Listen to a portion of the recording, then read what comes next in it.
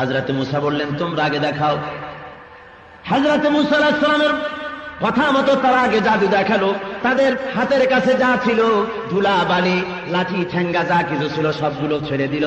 সবগুলি জাদু মন্ত্রপুত হয়ে গিয়ে এর থেকে বড় বড় বাঘ হলো, সিংহ হলো, সাপ হলো, আর হযরত মুসার উপরে ঝাঁপায় পড়তে লাগলো, দৌড় দিল। হযরত মুসা আলাইহিস সালাম সাময়িকভাবে একটু ভয় পেয়ে গেলেন।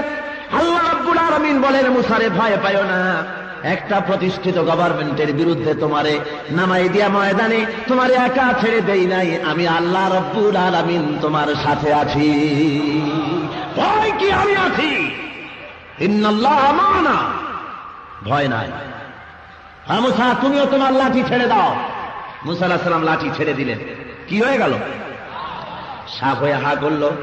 আর ওই ফেরাউনের জাদু করে দিয়ে তৈরি করা সবগুলি বাঘ আর সিংহ গিয়া মুসা আলাইহিস সালামের লাঠি মার্কা সাপের পেটের মধ্যে ঢুকলো। জাদুকরেরা চিন্তা করলো, সর্বনাশ করেছে।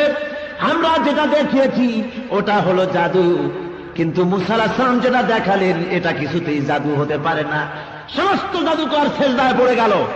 সেজদায় পড়ে গেল না, ফাউলকিয়া, সেজদায় ফেলানো হলো। আল্লাহু আকবার। সেজদায় ফেলে দেওয়া হয়েছে, সেজদায় পড়ে নাই। কে ফেললেন সেজদায়? আল্লাহ। কেন ফেললেন? ফেলার কারণ হলো